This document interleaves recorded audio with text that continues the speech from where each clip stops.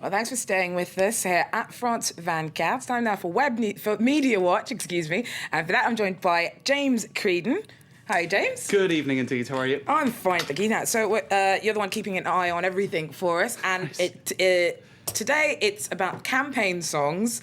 You're taking us back to 2008 and Obama Girl. That's right. I think it was 2007 even. I wrote down 2008 there. I'm sorry about that. But we do like to have a look at campaign tunes here on Media Watch because it's an interesting cultural comparison.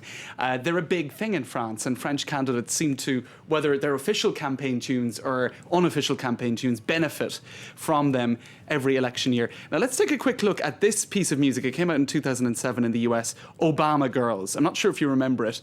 It was one of these, it got a lot of buzz at the time. Let's take a look at a couple of extracts of it. So, you know, it was quite racy, quite raunchy, and beautiful girl singing about Obama and how she was hoping he'd make it into the White House in 2008, which he did.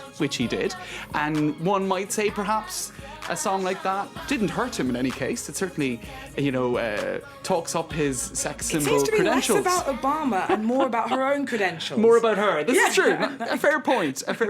Now, if we had Obama Girls back in 2007, what about Jean-Luc Mélenchon girls across the Atlantic, over here on this side of the Atlantic, in 2012?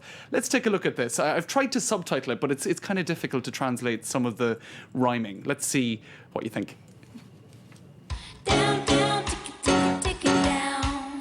Down, down, tick it down. Prends le pouvoir sur moi, oh Jean-Luc. Je veux que tu sois comme un passage piéton, un repère en béton, pas un truc en carton. Moi je m'appelle Victoire, je suis ton plus bel espoir. Toi tu t'appelles Jean-Luc et ça c'est ton truc. Et je t'avoue que ça fait du bien, le pouvoir sur moi, oh Jean-Luc, je veux que tu sois.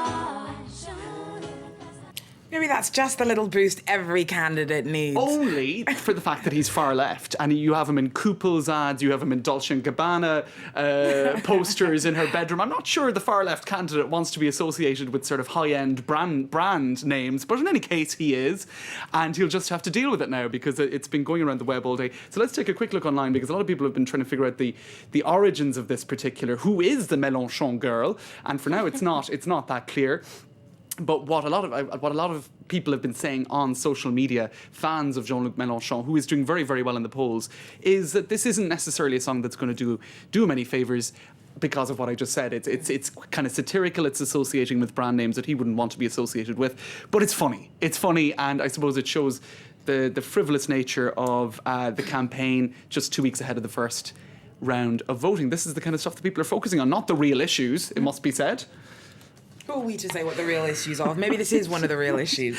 There you go. Now, just to stay with Mélenchon for a second, he's been getting a lot of attention in the international media as well. I think he is the candidate to watch at the moment because while many are reducing this to a two-horse race, Sarkozy and Hollande, he is now the third man. It was the far-right candidate, Marine Le Pen, who was the third woman up until recently, and he's been climbing in the polls. So let's take a look online on the computer for a sec at a New York Times article over the weekend on him. In French, vote sound and fury from the left, and you can see posters there of Jean-Luc Mélenchon.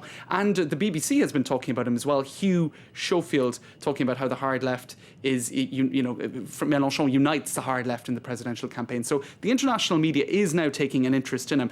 But what's interesting here is that this interview, or this piece by Hugh Schofield in the BBC, the second last paragraph, right, he's speaking about all these different aspects of Jean-Luc Mélenchon, but right down at the very, very end, he mentions that Jean-Luc Mélenchon called him a connard de journaliste, a journalist beep. Connard is not a nice word. But in any case, let's take a look because that is the headline that has been taken in the French press. Connard de journaliste. They're talking about the second last paragraph of that BBC article. Why? Because Jean-Luc Mélenchon is known in France to not like journalists and to be very critical of journalists. Let's take a look at this clip from 2010 when he got very annoyed with a journalism student. Personne s'est dit, tiens, je préférerais dans une maison close qu'aller chercher les putes au coin de la rue.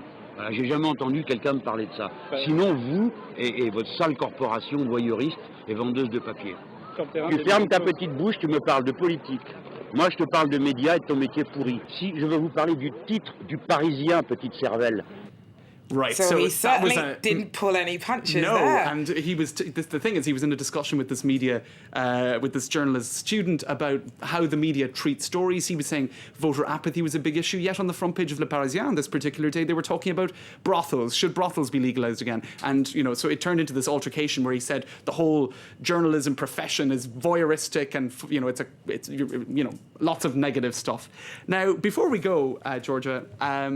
Sign language. It's come up a couple of times in the campaign, oddly, in various different forms, but it's back in the campaign again. How do you say the various candidates' names in sign language? Libération, left-leaning paper, found out for us by talking to a well-known deaf actor who explained all to the left-leaning paper. Let's take a look.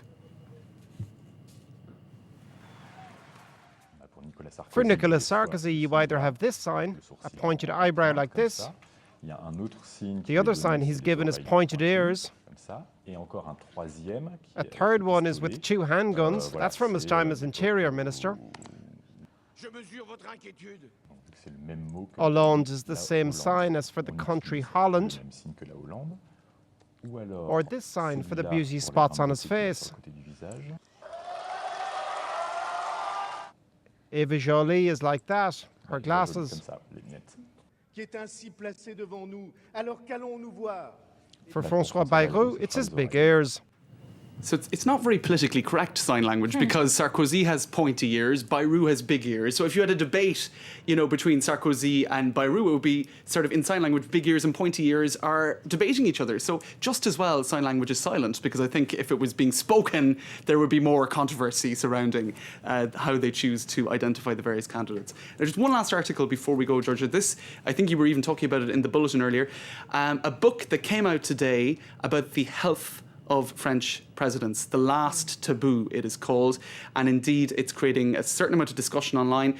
Two of the main details in that book, as you may well have been talking about yourself, François Mitterrand may have had euthanasia in 1996. He may have indeed died by lethal injection. Well, that makes it sound like it was death row, but he was given an intravenous injection to end his suffering, according to that book, and that has only been revealed now. It's quite new. Another thing, Sarkozy apparently takes medicine not on the French market to keep him informed. So talking about the very, private nature of medicating French presidents, from euthanasia right through to, medication that might not be legal. So it's certainly a book that's getting a lot of discussion today, and people saying that it could place euthanasia at the centre now of the political debate, just 2 weeks ahead of the first round of voting in the presidential election. It's not a coincidence, I would say, that the issue of euthanasia has come out in a book so close to the election. Hopefully, François Hollande, for example, has said that he would review the laws on euthanasia in France, which is illegal for now. So there you go, another article making waves in the French media today. Brilliant. Thanks very much, James, for that roundup with Media Watch. Well, do stay with us. Coming up shortly, we've got web news with all that's hot online. Take care.